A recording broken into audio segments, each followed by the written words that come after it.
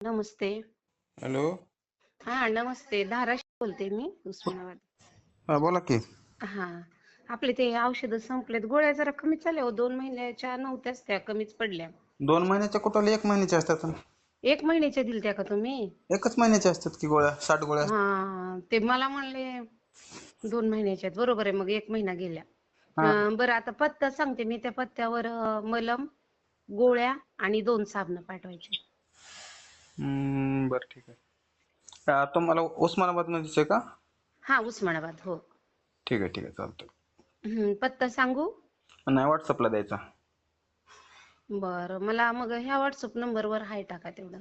ठीक आहे टाकतो. आणि आमच्या सरांच्या मोबाईल वरून पैसे टाकते. हं? ठीक आहे, स्क्रीनशॉट टाका पण. हो, टाकते की. हा, हो.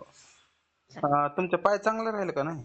हो, कमी वाटायले बघा पहिल्यापेक्षा. तर हा. एवढं खाज मारत होतं. अहो सर, काय ते पुण्याचे औषधं 2-3 वर्ष घेतले. हा. आणि तुमचं ते म्हणणं बरोबर आहे की पथ्य पाळलं तर ते कायम जातंय, हे म्हणणं बरोबर आहे. कारण पथ्यच महत्वाचे तो सध्या. पथ्यच कारण महत्वाचे. आपलं जे डायजेशन बिघडलेलं आहे सगळं. शरीराचं. होय ना, होय ना. केमिकल मुळे. आणि हम्म समजा काही बी केलं, साबण हम्म आपलं बी वापरलं आणि दुसरं बी वापरलं, तर काय पथ्य जर नाही पाळलं तर राहू शकत नाही ते. नाही नाही, ह्या साबणामुळे काय होतंय, अगदी असं तडा गेलेलं जे आहे, खराब जे आहे, हा. ते सगळे एकदम स्वच्छ होऊन निघते. हा. आणि दुसरी गोष्ट, खाज जरा कमी झाली बघा. आज कुली ते लय खाज होते. आज